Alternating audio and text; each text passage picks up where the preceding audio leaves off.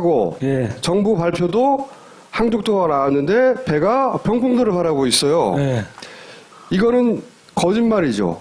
거짓말인데 각도까지 맞아요. 정선수 방향으로 보였다. 근데 여기서 핵심 포인트는 이겁니다. 네. 선원들은 정부가 그런 항적을 발표할지 어떻게 알고 이 거짓말을 했냐는 거예요. 생각해 보세요. 전자적으로 배 위치는 기록이 됩니다. 그러니까 자기가 거짓말을 하면 전자 항적을 보면 거짓말인 게 금방 드러나요. 누구나 다 알아요. 선원들은. 그런데 이 선원들은 내가 거짓말해도 이게 거짓말인지 드러나지 않을 것을 어떻게 미리 알았냐는 거예요. 정부가 저런 내용을 발표할지. 핵심 포인트죠. 그죠? 이게 거짓말인 것은 밝혀지죠. 예. 더 구세에 의해서. 예. 보십시오. 여러 번 우리가 보여드렸지만 네. CNN 방송에서 CNN은 본인들의 방송이 이런 역할을 할지를 몰랐을 거예요. 당연히. 그렇죠. 본의 아니게. 예. 병풍도 여기 있는데 배 머리가 여기 있어요. 배 꼬리가 일로 향하고 있다고. 다르잖아. 정반대 아니야. 그 당시 이제 여기 영상을 공급한 그 배가 둘라에이스. 둘라에이스라고 제일 그러니까 세월호가 그 선장님이 둘라에이스 선장님이 세월호가 사고 나는 순간을 레이더로 다 목격하셨고 그리고 제일 먼저 구조를 가서 그때 배에 타고 있던 선원이 스마트폰으로 다 찍어버린 거예요. 거기서 이 정부 항적도가 이 선원들의 거짓말과 일치하는 정부 항적도가 완전 거짓이라는 게 완전히 탄로가 났죠. 더 중요한 것은 선원들이 그런 거짓 항적도가 나올 걸 미리 알고 거짓말 첫날부터 했다는 거예요. 그쵸? 네. 자, CNN이 모든 걸 뒤집었는데 이보다 사실은 더 중요한 게 사고 지점입니다. 한번 동영상 보시겠습니다. Moon had been tracking the Sewol earlier that morning as it was on his radar. He says the ship suddenly made a sharp right turn at a very slow speed. The ship's tracking system, the automatic identification system, was off. 자, 여기까지 중에 굉장히 중요한 정보들이 사실은 당시 둘라에이스 선장님이 당시의 사건 현장을 보고 메모했던 그 당시에 직접 네. 메모했던 좌표 또는 그 당시 했던 교신 등등을 통해서 드러납니다. 조금 전에 영상 중간에 CNN 영상 중간에 보면 해도에다가 이 폴라 행콕스 기자한테 해도에다 이렇게 보여주면서 사고 지점 다 표시하면서 좌표 나오거든요. 그 좌표를 김 감독이 직접 만나서 받은 거예요. 네, 아니요. 이 CNN에 나온 이 해도를 보고 아니 근데 직접 만나서 그 좌표를 받기도 했어요. 그렇잖아. 네, 그거 말하면 안 되는데. 거기서 나온 게 선장님한테 첫 번째 침몰 지점이 나옵니다. 문 선장님이 본인의 레이더로 목격을 하고 메모지에 당일날 기록을 해서 좌표를. 네. 그래서 정부 발표는 여기인데 예, 여기서 회전을 하고 위로 표류에 올라갔다는데 일단 침몰 좌표 1은 정부 좌표하고 일치해요. 맨 해갖고 위에 올라간 시간이거든요. 그러니까 선장님이 첫 번째로 기록한 거는 여기서 침몰했습니다라고 11시 25분 때. 좌표. 예. 요 좌표는 정부 좌표하고 똑같아요. 예. 왜냐하면 침몰한 지점은 움직일 수가 없잖아요. 배가 거기서 가라앉았으니까. 예. 이거 똑같아요. 예. 두 번째로 기록한 것은 이게 중요해요. 네, 회전 지점을 기록해뒀는데 이걸 보고 저 깜짝 놀랐거든요. 회전 지점이 한 700~800m 정부 발표와 틀립니다. 아래. 자, 정부 발표는 여기서 돌아서 위로 올라갔다. 여기서 표류해서 여기까지 올라와서 완전히 가라앉았다예요. 예. 여기 첫 번째 침몰 지점은 같아요. 그렇다는 얘기는 둘라에이스 선장님 배에 있던 레이더의 그 정보가 고장나지 않았다는 것이 똑같아요. 편차가 없다는 거죠. 네. 그런데 여기서는 크게 차이가 납니다. 여기서 정부는 여기서 돌았다는데 당시 레이더를 보고 둘라에이스 선장님이 메모로 기록해둔 해도에 이렇게 기록해둔 네. 좌표는 여기예요. 여기서 돌았다는 거예요. 평풍도에 가깝게. 이건 기억이 아니고 당일날 적어둔 거예요. 또 중요한 좌표가 하나 세 번째. 찾아드리고요. 배가 여기서 돌아서 정부 발표에 의하면 이렇게 표류했다죠. 네. 그런데 만약 여기서 회전했다면 이렇게 표류할 수는 없잖아요. 이렇게 그렇죠. 가가지고 이렇게 갈 수는 없잖아요. 아마도 이렇게 표류했겠죠. 그렇죠. 이렇게. 그럼 이 중간에 좌표가 있어야 되는데, 네. 그죠? 이 중간에 좌표가 없는 줄 알았는데 있었어요. 어디 있었냐? 보십시오. 들어보세요. 예, 준비됐습니다. 정확한 위치가 몇 동입니까? 몇 분입니까? 34배 10분, 34배 10분. 125도 57분, 125도 57분입니다. 진도 3호 지금 출발합니다. 10마일 나옵니다. 예, 최대한 인명부대 협조 부탁드리겠습니다. 예.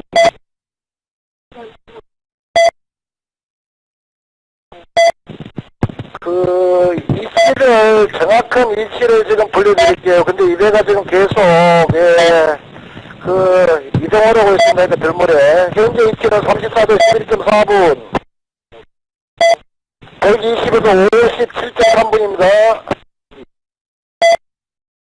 자, 이 내용이 뭐냐면 이게 진도 BTS가 가지고 있는 BTS 기록이에요. 그런데 거기서 보면 진도 BTS는 엉터리 숫자를 불러요.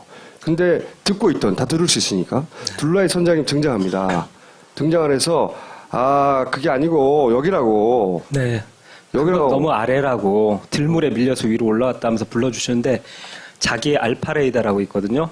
자기 배에 있는 레이더에서 보고 네. 메모했듯이 아니 이게 진도 BTS 내가 부른 거하고 다른 걸 부르네 그렇죠. 하면서 네. 당일날 사고 당일날 아침에 이걸 불러요. 네. 이 위치를. 이건 레이더를 지금 실시간으로 보면서 부른 좌표기 때문에 그러니까 이거는 당일날 기록입니다. 네, 완전한 레이더 좌표죠. 너무나도 정확한. 당일날 기록인데 이거를 찍어보면요. 찍어봤더니 여기에요. 정부하고 200m 훨씬 이상이 납니다. 이 얘기는 사실은 정부의 이 항적도가 다 거의 가짜라고 입증하는 좌표입니다. 그러니까 둘라이 선장님이 여기서 돌았다고 하고 그리고 침몰 지점은 여기인데 배가 표류해 가는 동선상에 있어요. 이 좌표가 그렇게 맞는 거죠. 이해하셨죠 여기까지? 자, 그런데 또 좌표가 하나 더 나옵니다. 예, 이 정부의 그 안에 있는 상황 정보 문자 시스템이라고 자기들끼리 이렇게 당일날 막 구조하러 갈 때 세월호 뭐 이렇게 하면서 일종의 교신처럼 하는 문자 시스템이 또 이 정부 내에도 확립돼 있더라고요. 그래서 그 문자로 서로 할 때 제주청이 세월호 현재 위치 그러니까 정확히 송신바람이라고 요청했는데요. 그 간단히 설명은 제주청이 사고 당시에 예. 세월호 위치가 어디야? 그랬더니 목포 상황시에서 불러준 위치가 있어요. 이거는 정부의 자료예요. 그런데 그 자료를 위치를 표시했더니 여기에요. 450m 차이 납니다. 저 시각은 둘라에이스 이전 상황인 거죠. 그렇죠. 미치죠. 그러니까 여기서 나온 게 선장님이 여기라고 했고 네. 그리고 여기는 같고 네. 그런데 선장님이 실시간으로 당일날 불러준 위치는 여기고 그렇죠. 목포 상황실이 정부가 나중에 정리해서 이게 ARC입니다고 발표하고 말고요. 네. 당일날 교신했던 실시간으로 벌어진 상황 속에서 당시에 교신했던 문자 시스템에 남아있는 교신록에 보면 이 위치가 나와요. 뜬금없이. 이걸 발견했어요. 김감독 팀이. 나중에. 근데 이게 어딘지 몰랐지. 몰랐는데 해도 위에 올려보니까 여기야. 이 동선상에 있는 거예요. 정확히 일치합니다.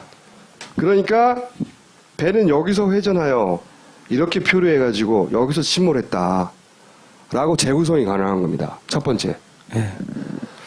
배는 실제로는 여기서 돌아서 그것도 한 바퀴 획 돌아가지고 꽁무니가 섬을 향했고 그리고 나서 이렇게 떠올라가지고 여기서 가라앉았다는 겁니다. 이 표류 동선 자체가 숨겨져 왔던 거죠. 회전 지점과. 자, 다음으로 넘어가기 전에 사실은 이걸 알게 된 것은 둘라이 선장님이 CNN에 인터뷰를 하고 종이에다 메모를 남겼기 때문이에요. 감사 인사를 전한다. 예, 이분한테 좀 박수 좀 부탁드립니다. 근데 이상한 게 하나 나와요. 몇 달 전까지 저를 너무나도 괴롭혔던 자. 항적입니다. 자, 보십시오. 이 항적은 어떻게 등장하느냐. 한겨레에서 한겨레 때문이에요. 한겨레 잘했다. 한결의 덕분에 박수 한번 부탁합니다. 한겨레에서 이게 정부 거 잘 못 믿겠으니 해군 레이더 내더라. 그래서 진성준 의원실을 통해서 해군 레이더를 받습니다. 네. 그런데 이게 파란 매끈한 게 정부 거예요. 정부의 발표는 매끈하게 왔다가 이렇게 매끈하게 돌아서 네. 둥둥 떠갔다거든요. 선원들 진술로 딱 일치해요. 그리고 둘라에스 우리가 좀 전에 재구성한 것은 여기서 돌았다예요.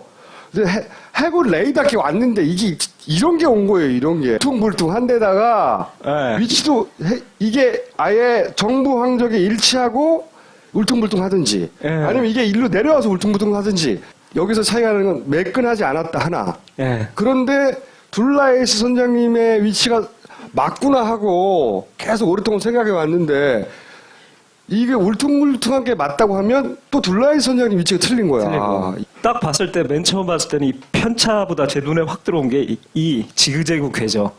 제가 9월이 재작년 9월인가요? 처음 팟팟이 나와서 세월호 지그재그 했습니다. 맨 마지막에 좌로 갔다 우로 갔습니다. 뭐 한 모든 주장이 너무 잘 담겨 있어요. 네, 정확하게. 그때 주장했던 내용들이 사실은 아휴. 레이더 항적에는 담겨 있는데 위치가 안 맞아. 위치가 안 맞아. 예. 아니 그럼 조정을 했으면 일로 갖다 붙이든가 위에 예. 딱 정부 붙이지. 항적에. 정부 항적에. 매끈하게 만들든가 아니면 예. 이게 뭐냐고. 그래서 이게 오랫동안 고민거리였습니다. 이게 네. 어디서 튀어나온 거냐 도대체. 그리고 더 이상한 점이 바로 이거였어요. 뭐냐면 세월호는 한 회전 한계라는 게 있거든요. 처음 이게 조선소에서 설계됐을 때 10초에 한 18도 정도밖에 이 턴을 못 하는데 얘는 보면 세월호뿐만 아니라 군함도 못 하는 턴을 해요. 눈으로 보기에도 확 꺾이죠 이렇게.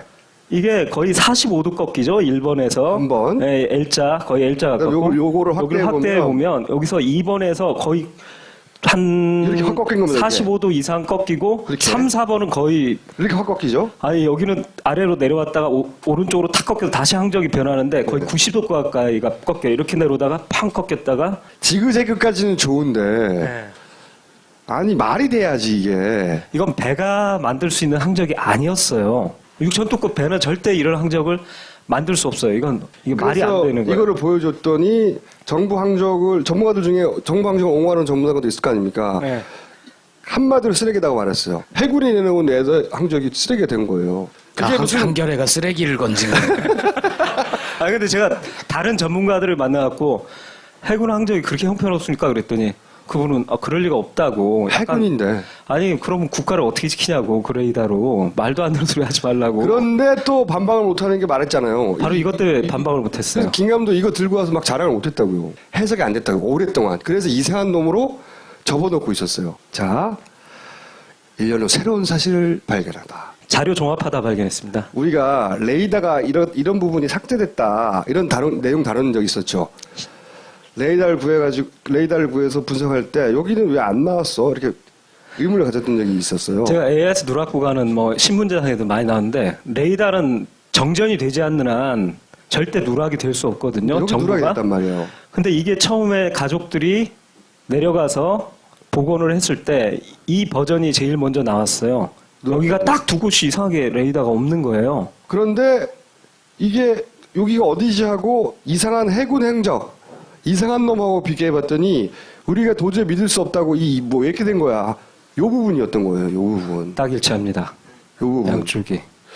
요 부분 없어진 요 부분이 결국은 이 말도 안 되는구만 했던 요 부분이었어요.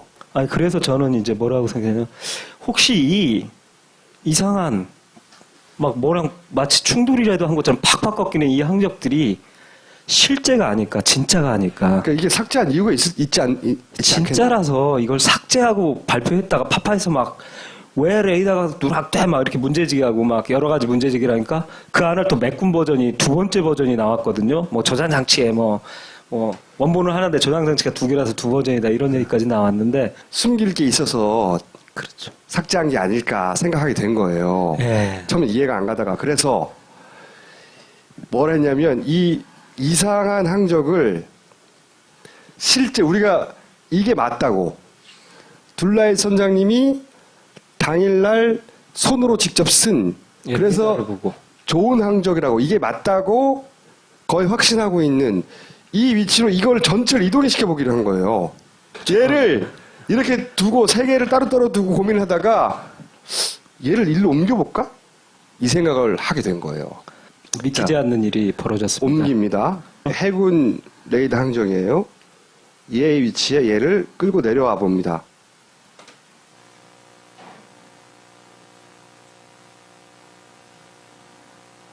보시죠. 저는 이걸 처음 보고 소름 끼쳤어요. 이 노란 부분이 섬이에요. 그리고 이 밑에 선들이 뭐냐면 해저 바다 밑에도 산맥이 있잖아요. 이렇게 해저에 말하자면 등고선을 표시한 거예요. 우리 눈에는 보이지 않는 겁니다. 근데 이 등고선 모양과 묘하게 일치해요. 그죠? 여기서 저는 1차 소름이 끼쳤습니다. 이게 왜 이게 이렇게 일치하지? 따라서 특히 이 L자 항적 도저히 배워갈 수 없는 이 충돌 항적이라고 확 꺾인 배의 그 모든 선의 능력을 이 초월하는 그 부분이 딱 여기 이 꼭지점들에 해당됩니다. 해저 등고선에 어딘가에 걸린 딱 꼭지점에. 일치를 해요. 제일 그러니까 안 일치하는 부분이 아래 꼬리 부분인데 거기 말고 나중에 설명을 할 것이고 예. 그러니까 1차 결론은 이렇게 된 겁니다. 이게 뭔가 해저 지형과 관련이 있는 거다. 그 다음에 이제 다시 한번 점프를 합니다. 우리가 따로 다뤘죠. 그 선원과 그리고 해경이 공모한 거 아니야? 뭘 이거 가지고 내려오고 그리고 뭐 남아서 막 바닷속에 뛰어들고 막 배가 뒤로 왔다 갔다 하고 막 이런 짓을 하잖아요. 조타실에서 뭐 나왔단 말이죠. 우리 동영상을 이미 예전 시간에 봤지만 이 물건들이 여기 있다가 밑으로 내려오고 이게 이 뒤에 숨기고 막 꺼내고 막 그런 거 봤잖아요. 근데 그 과정은 다시 반복할 필요가 없고 핵심은 뭘 가지고 나왔단 말이야. 그죠? 근데 그런 나온 물건 중에 여기서 떨어진 물건들 네. 중에 이런 게 있어요. 하얗게 보이는 사각 물체가 있어요. 이게 이제 영상들 다 삭제했다 하다 보니까 막 헬기에서 찍은 거 편집하고 막 했잖아요. 그 중에 보면 이게 중간에 나왔다가 사라져요. 그 얘기는 가져갔다는 거죠. 누군가가. 근데 이 물체를 김 감독이 김 감독은 지금 이 세월호 전체 물체들의 비례와 길이와 높이를 다 알거든요. 세월호를 알거든요. 3D로 만들어 놓고 보다면 거기 물체를 이렇게 상대 비율로 다 계산할 수 있거든요. 네. 해봤더니 아까 그 선장님 무릎에서도 나오지만 여기서도 보니까 가로 세로가 거의 30cm에 가까워요. 이게 30cm 정도. 네, 그리고 동영상으로 이렇게 쭉 움직이면서 이렇게 각도 변화를 하면서 보니까 정말 이상했던 게 꼭 두 개의 나비 날개 두 쪽처럼 두 쪽으로 돼 있다는 걸 알았어요. 무슨 얘기냐면은 폭이 30cm인데 반이 나눠져 있는 거죠. 30cm라고 하면 이 반이 이렇게 절치되어 있는 것처럼 네. 움푹 들어가 있다는 겁니다. 그러니까 15cm, 15cm 종이 뭉치 두 개인 거예요. 네. 이게 네. 종이로 보여지고 그걸 본 순간 이거 서류 종이 아니다를 확신했어요. 90%가 서류 종이 아니다. 그렇다면 찾을 가능성이 있다고 딱 느꼈죠. 이거 특수지 같다. 그래서 이제 김 감독 무슨 생각을 했냐? 이런 종이를 쓰는 선실 내 기계가 있을까? 그렇죠. 이걸 찾은 거예요. 네, 다 뒤졌습니다. 뒤져서 찾았죠. 15cm 종이를 쓰는 이 장비가 하나였어요. 배 안에 있는 무수한 장비들 중에. 네. 그거는 뭐냐? 에코 사운더. 15cm 와이드 기록지를 사용한다. 아, 규격이 딱 맞더라고요. 규격이 딱 맞아요. 알고 봤더니 그리고 요즘 장비들은 잘 아시겠지만 거의 다 LCD를 써요. 이게 단종된 게 2001년 배가 오래된 거거든요. 아직 앤틱이에요, 말하자면. 오래된 배를 들여갖고 그 배에 설치되어 있던 오래된 에코 사운드라는 장비에서 15cm 폭의 종이를 쓰더라. 예. 그런데 그러면 에코 사운드가 뭐하냐? 음향 측심기다. 음향 측심기가 뭐냐? 해저의 깊이를 측정하는 장비였어요. 종이를 지진계 같은 거 이렇게 보면 종이가 드르륵 드르륵 돌아가면서 잉크 먹인 바늘이 막 이렇게 여기 측정하잖아요. 보이시죠? 이렇게 기록되는 네. 거죠. 해저의 지형들이. 네, 저걸 타키면 자기가 지금 아래 해저 지형이 선박에서 자기가 다 알 수 있는 거예요. 네. 배 밑에 지형을 기록하는. 자. 네. 근데 여기서 중요한 거는 이게 뭔가 해저 지형과 관련이 있다. 또 한 포인트를 찾은 거죠. 그래서 김 감독이 그 다음에 한 거는 국립해양조사원에서 이 일대에 해저 지형도를 만들어 놓은 걸 입수를 했어요. 그래서 그 정밀한 지도를 입수한 다음에 여기다가 그 이상한 놈 있잖아요. 그 놈을 얹었어요.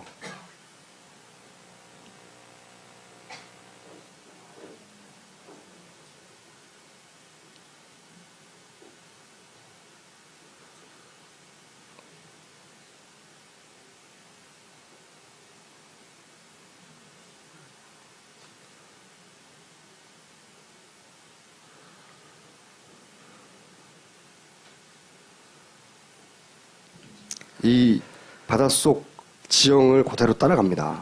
그리고 하얀색이 일정 높이의 해저 등고선인데요. 이렇게 상상하십시오. 저 노란색과 푸른색은 불룩 솟아 있는 거예요. 산맥으로 대관령 같은 산맥으로 봐주세요. 그리고 이 산맥의 맨 위에 이렇게 물에 잠겼다고 봤을 때 산 꼭대기만 볼록 튀어나온 게 섬이고 밑에는 해저 산 자락이 있는 거예요. 이런 산맥이 물에 잠겼다고 생각하시면 됩니다. 그러면 이 산등성이의 라인을 따라갑니다, 배가. 그러다가 일정 높이에 되게 높은 가파른 곳에 오면 거기가 저희가 봤던 L자항적이라고 했던 곳이 여기 탁 꺾입니다. 탁탁 그걸 김 감독은 L자 같다고 해서 네. L자라고 불렀는데 네. 자 이걸 좀 더 확대해서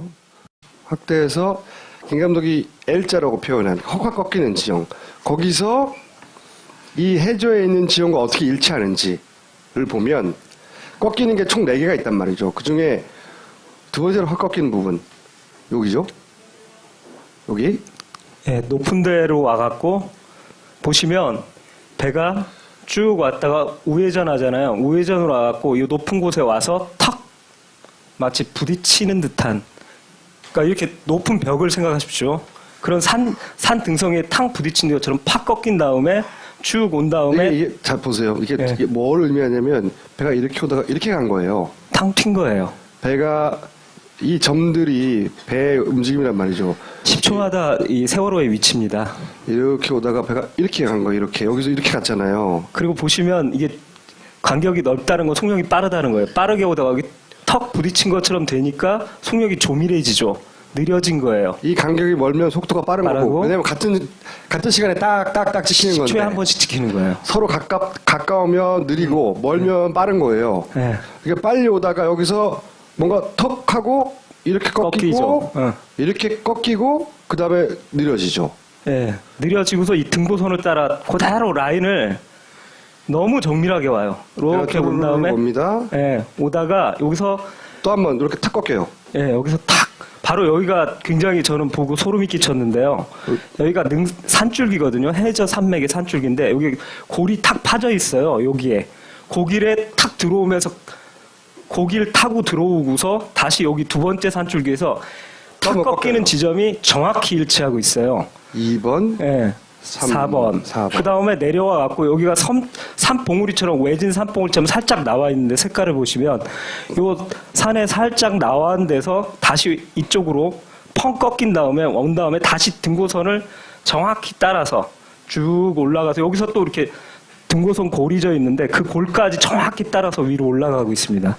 요약하면 예. 배가 이해할 수 없고 쓰레기라고 표현했던 네. 이렇게 확 꺾이는 지점은 해저 지형과 일치시켜 봤더니 그 해저가 툭 튀어나온 부분들과 예. 일치하더라는 겁니다. 그래서 자. 이제 추가 조사를 했습니다. 자, 그럼 아까 네. 뭐 하여튼 에코 사운드라고 수심 측정기라고 하죠. 쉬운 말로. 수심을 에코 재는 그 사운드. 측정기. 그러면 이제 다시 의문이 생긴 겁니다. 그걸 수심을 측정한다고만 생각하고 있었어요. 그래서 지형과 관련이 있구나. 근데 그걸 언제 사용하냐를 항해사 선장들한테 물어봤어요. 우리는 배를 모르니까. 투명할 때 쓴다고 하시죠. 이게 투명가 뭔가 했더니 앵커를 내릴 때 쓰는 거랍니다. 일반적으로 항해를 할 때, 그럼 법적으로 항해할 때 항상 켜야 되는 겁니까? 라고 이제 질문을 드렸는데, 선장님과 항해사들이, 아니, 그걸 왜 켜냐고 계속. 왜냐하면 이렇게 항해를 할 때는 자기가 아는 코스고 깊은 데로만 다니니까 이거 켤 일이 없는 거예요. 그러다가 항구나 이런 데 가갖고, 앵커를 내려야 되는데 깊이를 잘 모르거든요. 왜냐면 해도가 정확하지는 않으니까 종이 해도가. 그러니까 밑에 내 앵커가 잘 내려갖고 이쯤에 잘 걸릴 수 있나를 보기 위해서 이 에코 사운드를 탁 킨대요. 그때만. 뭔가 연결되지 않습니까? 이 에코 사운드는 앵커를 내릴 때 쓰는 거지 운행할 때 쓰는 게 아니래요. 자, 그러면서 다시 생각나시죠? 저희가 약 몇 달 전에 그런 얘기 했었습니까? 이상하게 왼쪽 앵커가 잘 안 보인다고. 9시 32분경에는 안 보이고. 네. 그래서 안 보이죠, 여기? 안 네. 보이고. 그래서 이게 머드가 묻었거나 지금 끌어올리는 중 아니냐 이런 네. 의문을 제기했었죠. 하여튼 그리고 비정상이었습니다. 35분쯤에는 다시 보입니다. 그래서 그러면 그 사이 시점 30분에 35분 사이에 얘가 끌어올려졌나? 그리고 여기서 중요한 건 왼쪽 앵커의 색이 오른쪽 앵커 처음에 출항할 때는 새카맣게 아주 잘 닦인 앵커였는데 이때 보면 다시 나타난 앵커를 보면 약간 황갈색으로 변색이 돼 있어요. 그래서 저는 이거 머드가 묻었을 거라고 제가 확신을 했었죠. 해저 지형이 진흙 끈적끈적하거든요. 우리가 따로따로 다뤘던 거에 다 연결되는 거예요. 예. 그래서 이거는 나중에 요 시간대 사이에 앵커가 끌어올려진 거 아닌가? 앵커가 사용된 거 아닌가? 이런 의문을 제기한 적이 있었죠. 그래서 이걸 모아서 재구성을 해보자면 사고 5분간의 분석은 이런 겁니다. 배가 이렇게 앵커를 내리고 예. 앵커가 걸릴 만한 지형들을 따라왔어요.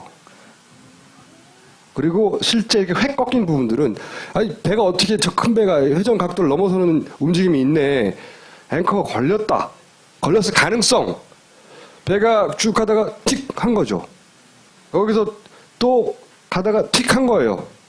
라는 가능성이 우리는 보지 못했으니까. 하지만 추론은 대단히 높다 이거. 여기에 와갖고 높은 지대의 이 등고선 하얀 라인 보이시죠? 여기에 한번 탁 걸려서 툭 꺾인 다음에 다시 여기서 풀리니까 속력이 다시 빨라지는 거예요. 속력의 수심과 속력이 정확히 일치하고 있어요. 그러니까 여기 올 때는 앵커가 내린 길이에서 밑에 여유가 있으니까 걸리는 게 없으니까 다시 빨라져요. 여기서 중요한 점이 나왔는데 뭐냐면 이 배는 느리게 가는 게 아니라 사실은 풀가동하고 있다는 거죠. 왜냐하면 여기 속력 데이터를 보니까 세월호가 낼 수 있는 거의 최대 속력이 나오고 있더라고요. 이 얘기는 뭐냐면 이 앞에 느리게 나오고 속력이 나오는 것은 최대 속력을 실제로 낮춘 게 아니라 여기서 풀가동으로 달리고 있는데 앵커를 내리다 보니까 마찰하니까 뒤에서 잡아 끄니까 자연스럽게 느려진 속력이지 실제 속력이 아니란 얘기죠. 팅한 거예요 여기서. 왜 여기서 한번 팅하고 산맥에 걸려서 팅하고 속도가 늘어졌다가 근데 이게 풀렸어. 네. 또 가. 그리고 여기도 재밌는 포인트인데 여기가 뾰족하게 또 여기도 튀어나온 부분인데 여기서 탁 맞고 꺾이는 거 보이시죠? 배가 좁아져. 한번 이렇게 꺾여요 이렇게. 여기서 또 꺾여요. 여기 또 꺾이고. 예, 그것까지 이제 정확히 일치하고요. 온 다음에 드디어 이제 여기가 40m 등고선인데 여기 와갖고 탕하고 이제 본격적으로 꺾이면서 이제 위험한 일들이 벌어지는데 이제 요 부분에서 저는 이제 어디서 사고 났느냐가 궁금했었죠. 그건 한번 다음 장에서. 자, 우리가 이 내용도 다뤘습니다. 다 따로 다룬 내용이에요. 배가 승객 일은 소파에서 왼쪽 추림을 밀고 바다에 떨어질 정도로, 그리고 한 사람은 난간에 날아가서 부딪혀 갈비가 부러질 정도로, 한 사람은 문을 통과해 날아가 복도를 지나 다른 방벽에 부딪힐 정도로. 그러니까 그러면 저렇게 사람이 탁 날아갈도록 채였던 지점이 어디냐? 감독님이 발견한 지점은 여기예요. 여기였다. 산줄기. 해저 산줄기에 고립해져 있는 여기가 되게 날카로워요. 여기에 팍 꺾이잖아요. L자로. 예, 3으로 저희들이 결론을 내린 이유가 생존자의 인터뷰를 통해서인데요. 자, 화물기사 최은수 씨가 있습니다. 이분은 네. 한 달에 3회 이상 그러니까 인천에서 제주 가는 배를 계속 타신 거예요. 화물기사 15년 경력 정도 되시는데 세월호 초창기부터. 네. 이분이 마침 사고 시점에 배 이 지점에 타고 당시 사고 상황을 봤어요. 그래서 이분을 인터뷰를 했어요. 그래서 오른쪽 간판에서 중요한 점이 병풍도를 이렇게 정면으로 보고 계셨대요. 그러니까 다른 승객들은 그냥 섬이 처음 타신 분들은 섬이 그냥 저렇게 보이나 보다 했는데 이분은 그날 병풍도의 모습이 이렇게 가까운 걸 처음 보셨던 거예요. 자, 보세요. 네. 여기서부터 보았어요. 여기서부터. 아, 여기서부터. 네, 여기서부터 이제 본 거야. 이렇게 지나갔겠네요. 네, 이렇게 지나왔어요. 이렇게 길쭉했죠. 네. 여기서 이제 틀어버린 거라. 거의 이쯤 와가지고. 아, 네. 이 정도 뒤에서 볼 때 한 이 정도? 네. 그때 보셨을 때 거의 섬이 그러니까 눈앞에 꽉 찰 정도로 그러니까 이렇게 그 나무 가지까지 봤으니까 이 정도 좀. 이 정도? 네, 이 정도 떨어져서 거의 조금 붙었어요. 이렇게. 크게 보인 거예요. 그러니까 섬 거의 다 붙인 거예요. 우리는 거의 다 봤어요. 그 섬을. 나는 섬을 받아버리는 줄 알았다니까요. 그때 당시에. 다시 한번 둘라이 선장님이 말한 위치가 맞는 거죠. 굉장히 가까이 갔다는 증언이고, 이분이 그 인터뷰를 바탕으로 저희들이 정밀하게 인간의 화각 이런 걸 생각해서 시료 화각이 약 60도라는 것도 알기 때문에 그걸 갖고 검증해보고 아까 꼼꼼하게 보신 분은 알겠지만 이분이 정면으로 병풍도를 바라본 곳이 제가 하단 병풍도 쥐가 웅크리고 있는 이 모양의 하단 병풍도의 하단 엉덩이 명풍도, 상단 명풍도. 예, 상단은 거의 안 보이셨고요. 하단 병풍도만 크게 보이셨던 거예요. 꽉 차게. 그리고 이분이 한 증언 내용은 뭐냐면 내가 봤을 때 이건 안 보였고 네. 이 위치에서 이거만 보였어. 이것만 보이는 위치는 여기라는 거죠. 그리고 사고 날 때 이 엉덩이 부분 아까 보셨죠? 섬을 끄트머리를 거의 지나는 요 부분. 끝에서 사고 났다니까. 네. 요 끝이 보이는 지점 여기 맞아요. 그러니까. 그러니까 L자가 맞는 거예요. 왜냐하면 그 다음 L4로 오면 다시 상변풍도가 들어오거든요. 이렇게 왜냐하면 이 꺾이면서. 배가 이렇게 올라가기 시작하면 여기가 보여야 되잖아요. 그러니까 이 확 꺾이는 지점. 그러니까 본인이 배가 확 꺾여가지고 넘어진 그 지점이 어디냐고 했더니 거기가 여기야. 네. 내가 그때는 요 위에가 안 보였고 그리고 배가 확 돌아간 게 요 뒷부분이 보일 때라니까. 네, 엉덩이를 지날 때라고 그러니까 정면에서. 여기인 거죠 여기. 예. 이해하셨죠? 요거 참고로 하나만 말씀드리면 여기가 정부 발표 위치거든요. 여기서는 인간의 육안상 이 병풍도들이 다 보여야 됩니다. 그리고 오히려 위쪽이 더 잘 보여야 돼요. 절대 이 최은수 씨가 본 것 같은 이 하단 병풍도만 보이고 중앙에 엉덩이가 보이는 일은 벌어지지 않습니다. 더군다나 여기서는 섬을 들이박 이게 500m 떨어진 거예요. 더 섬을 들어박는 줄 알았다니까 말이 나올 리가 없고 네. 그리고 이분은 처음 탄 게 아니라 매주 탔다니까요. 자기가 하여튼 이 세월호를 타면서 섬에 이렇게 가까이 간 건 처음이었다고 합니다. 자, 그리고 중요한 게 또 또 한 가지. 하나 나왔습니다. 사고 가지. 때의 회전 방향. 그러니까 배가. 탁 꺾였어요. 그러면 어디로 자기가 몸이 어디로 날아가는지 기억할 거 아니에요. 그죠? 네. 탁 꺾였을 때 어떻게 됐냐 상황 설명을 서서 일어서서 그대로 포즈를 취하시고 하라니까 기억해 내시더라고요. 갑자기 한번 이렇게 보겠습니다. 전화 통화하고 있는데 갑자기 이렇게 틀었거든. 컵으로 이렇게 틀었거든. 컵으로. 그러니까 몸이 어떻게 네, 됐어요? 왼쪽으로 이렇게 통화하고 있는데 이제 이렇게 돌아가 버리니까 이렇게 돌아가지 이렇게 돼 있어. 이게 왜 중요한지 네, 다음 장을 보시면 너무 중요한 게 나온 거예요. 정부는 절대 좌회전 안 했대요. 배 타고 있는데 내가 이렇게 돈다는 건 배가 이렇게 돈다는 얘기예요. 요 배가, L자 예. 네, L자에서 팍 꺾이는 때 앵커가 여기에 딱 걸리면 여기가 회전축이 됩니다. 마치 낚싯줄에 매달린 물고기처럼 이 조타기에서 회전하는 게 아니라 그 꼭두각시 인형처럼 이런 식으로 붕 회전하거든요. 그렇게 되면 안에 타고 있는 사람이 바로 이런 식으로 몸이 빙 도는 거죠. 이게 이해가 가셨어요? 틱 이렇게 돌 거 아닙니까 이렇게 엉덩이는 자유로우니까 빙 돌죠. 이렇게 돈단 말이죠. 한 바퀴. 몸이 이렇게 돌았단 말이에요. 그러니까 L자 항적이 만들어지죠. 거기에 따라 몸이 그렇게 돌았다는 거예요. 이분이 기억하는 건. 네. 또 하나. 예. 이건 뭐냐면 이건 이제 그분의 증언에 의해서 그때 L자 상황이 어떻게 만들어졌는지를 재구성한 것이고 또 하나는 뭐냐면 우리가 이것도 다뤘어요. 따로. 이게 말도 안 되는 이런 게 어떻게 나온 거야 하면서 뭐냐면 AIS를 가지고 이 AIS에 따라서 재구성해서 배가 어떻게 움직였는지를 재구성하니까 이 상황에 나왔어요. 보세요. 기억하실 텐데. 다가 왼쪽으로 휘는 게 나와요. 왼쪽으로 퍽 하고 이렇게 역회전 자, 이게 보세요. 다시. 네. 배가 한번 텅 튕겨요. 이렇게. 네, 그리고서 왼쪽으로 돌죠. 이게 뭔지 몰라서 그때 이거 조작하다가 뭐가 이상하게 네. 제대로 못했나 보다. 예. 이게 이 상황을 말한 거였던 겁니다. 이 상황. 아, 이 상황. 예, 이번 건 두 번째입니다. 꺾인 거. 예, 두 번째 건데 이게 정부 내에서 다놓고 말씀인데 정부 내 관계자들이 제일 애를 먹고 이거 해명하느라고 진땀을 빼고 끝내 거의 해명도 못한 항적이 바로 이 L자 항적이었거든요. 근데 그게 일종의 미스테리로 남았거든요. 나침판이 고장나느냐 뭐 수신 시간 막 궤변을 늘어놓고 그랬는데 결국은 처음으로 이게 설명이 되는 거예요. 이 꺾인 게 데이터가 잘못된 게 아니라 실제로 꺾였을 수 있다. 역회전했을 수 있다. 그게 정확히 요 지점인데 바로 요 지점과 요 산맥에 걸리는 해저 산줄기에 걸리는 지점이 똑같이 일치합니다. 여기가 여기예요. 네. 이 지금 확 꺾이는 부분 있잖아요. 항적으로 남겨서 그 항적을 김 감독이 이렇게 배 AIS 위치가 여기니까 이 배가 AIS 위치에 따라서 움직였는데 그 위치대로 AIS대로 배를 이렇게 그려봤더니 배가 이렇게 움직였다는 거다라고 하고 재구성한 게 이거예요. 이거 팅 하는 거. 그게 여기서 그 위치가 바로 여기고 L4번. 네. 배가 튕긴 거예요, 한 번. 저는 이걸 그때 파파이스 71회에서도 말씀드렸지만 이게 원본을 그러니까 저는 그렇게 개인적으로 판단했어요. 그때도 문제제기했지만 이거 조작하다가 이 앞부분 L자 그러니까 지금 이제 결론적으로 가면 여기는 누락을 시켜놓고 이쪽은 매끈하게 데이터 몇 개 빼면 되거든요. 했는데 그러다가 너무 여기만 신경 쓰다 보니까 저는 결론적으로 여기를 신경 안 쓰고 실수로 내버려 AIS 둔 거죠. 데이터에 실수로 내버려 뒀다가 그걸 수습을 못 해갖고 끝까지 골치를 알았던 것이다라고 이런 확신하고 식으로 있습니다. 그림을 그려서 해봤다면 이게 이상하다는 걸 알았을 텐데 이게 진짜 가짜가 막 뒤섞여 있단 말이죠. 그렇죠. 이거 남겨진 진짜예요. 말하자면. 법정에서도 검경합동수사본부의 그 단장님도 그래 자기가 이 6,000톤급 배가 뒤로 확 회전하는 이거는 난 도저히 나도 이건 이해가 안 가는데 이게 나침판 고장이냐 막 이런 얘기까지 하고 그랬었거든요. 근데 나침판 고장이 아니라 이 해저 산줄기에서 앵커가 걸려서 다 꺾였다고 해석하면 정확히 미스테리가 풀립니다.